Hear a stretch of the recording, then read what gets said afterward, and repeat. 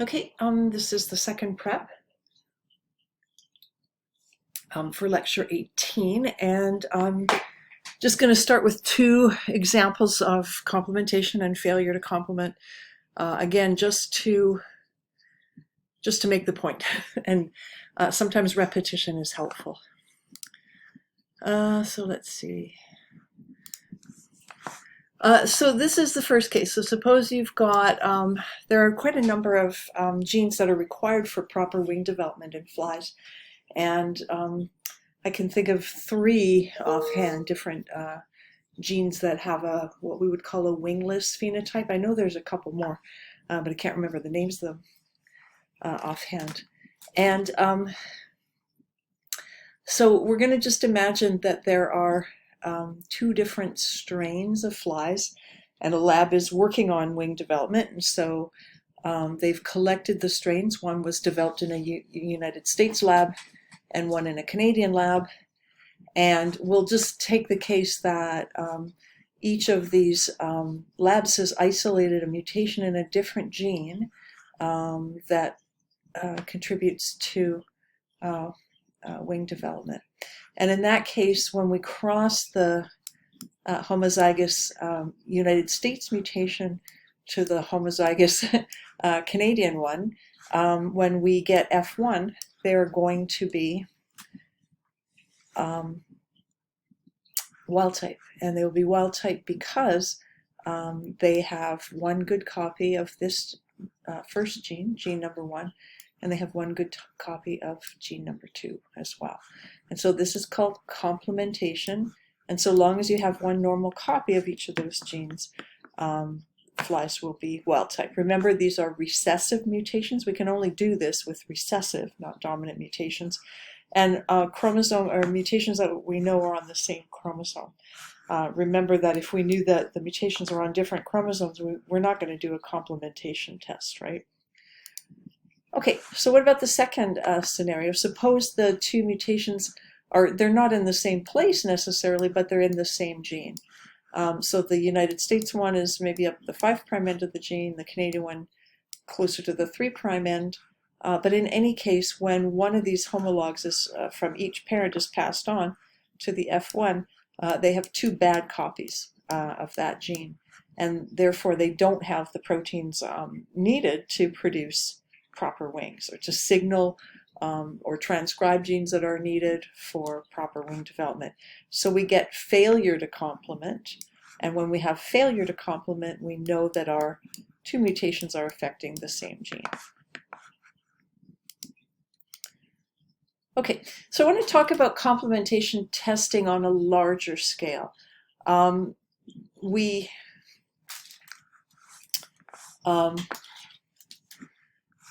often do screens, larger scale screens, and a common thing is to screen for lethal mutations when you're first working with a new model organism, for example. People who are working with newly developed model organisms are still doing sometimes this kind of work just to get a good basis. And the commonest thing at the beginning is to find the genes that are essential for life. And so if you mutate genes that are essential for life, you're going to be mutating genes that when they're homozygous for the mutation are lethal. The embryo doesn't fully develop. Okay, and suppose we did a big screen in flies, and we screened chromosome 2, and we found 10 recessive lethal mutations, and they're called lethal 1, lethal 2, up to lethal 10. That's a very common way to express it. And so we've got these 10 different strains, and each one of them is heterozygous for a lethal mutation. They can't be homozygous for it. You can't have pure breeding lethal mutations because they are all lethal. They will die. There's only one exception, which we've talked about in the previous lecture. And if you can guess what it is, you can email me and get a bonus point. In any case, so what we do is we cross mutations 1 through 10 all to each other. So we cross them in every possible combination. And the first example, I'm just going to give you the cross, is lethal 1, heterozygous, cross to lethal 2. Okay. Now, if these are on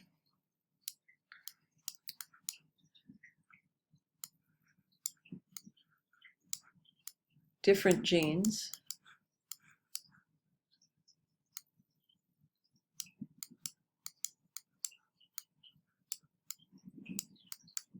then that would be the genotype of these ones.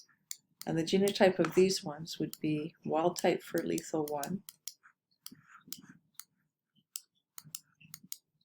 and then heterozygous mutant for lethal 2.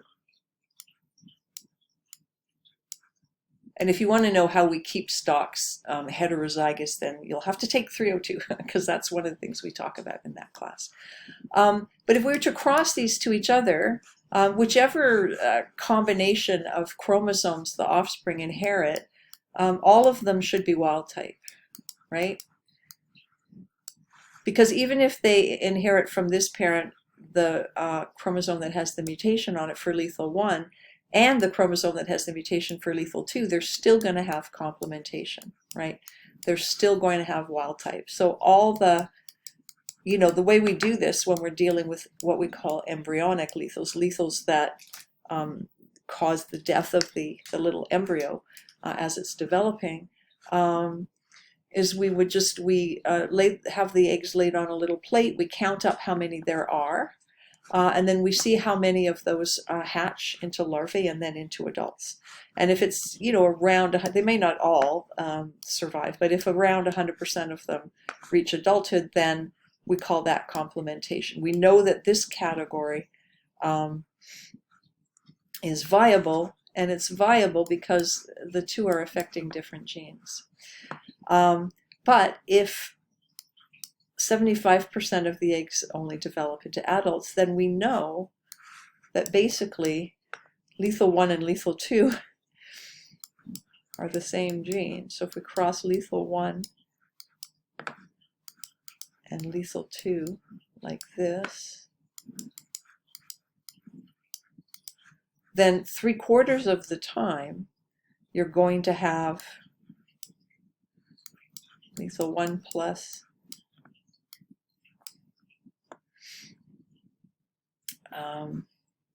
well, we'll write out all of them. So these are the lethal 1 plus over lethal 2, lethal 1 plus over the mutant, lethal 2, lethal 1 mutant over lethal 2 wild type, and then lethal 1 over lethal 2.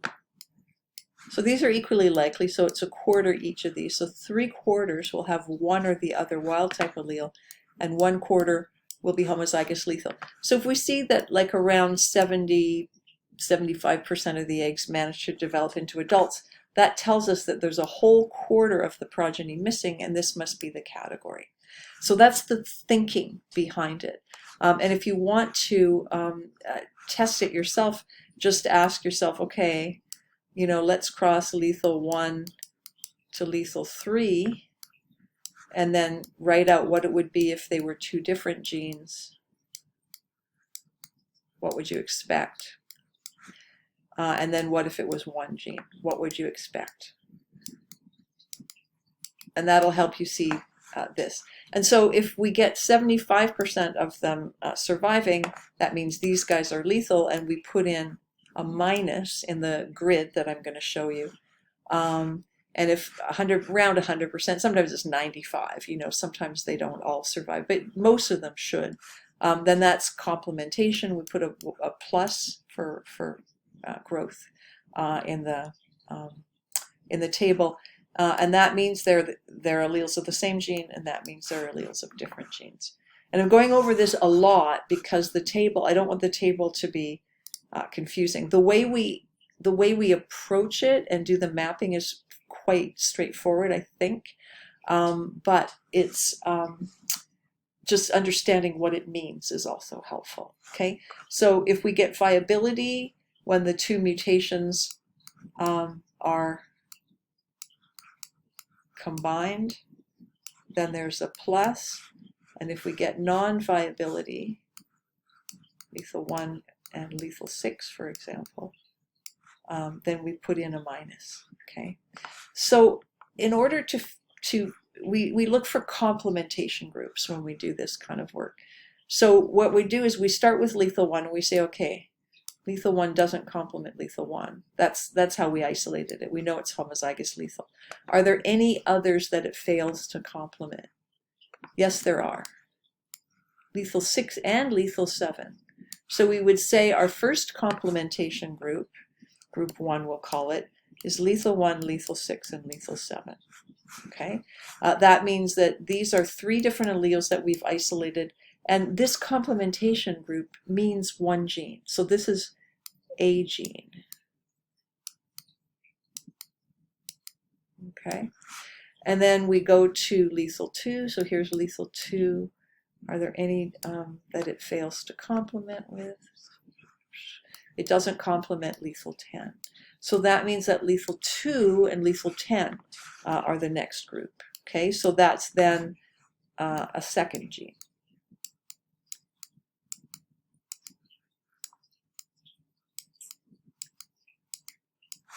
And then lethal 3, let's see, lethal 3 fails to complement lethal 4 and 5, and lethal 8 and 9. So that's a big one. We got 5 different alleles of that gene, and that's, again, that's our third gene. So we did a screen, and if you want to know how we do that, you can also do BISC 302.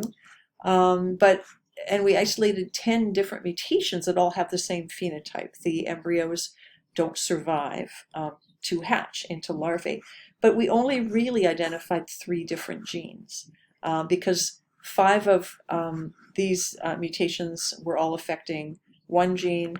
These 2 mutations were affecting a second gene, and these 3 were affecting yet another gene.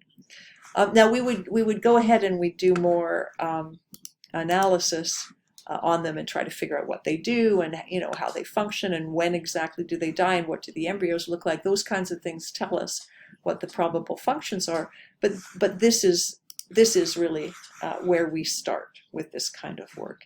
And just notice that we don't have to go through and analyze the rest of these rows once we've accounted for all of the mutations.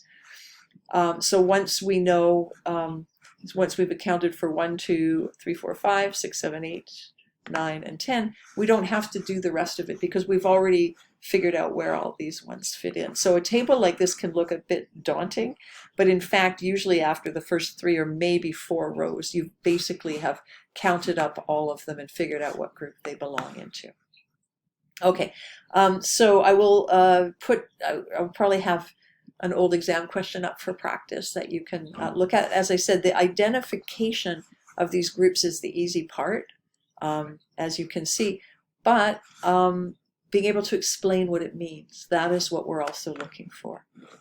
Okay, and so I'm going to start maybe just for a couple minutes on the next topic, and then there will be one additional prep video.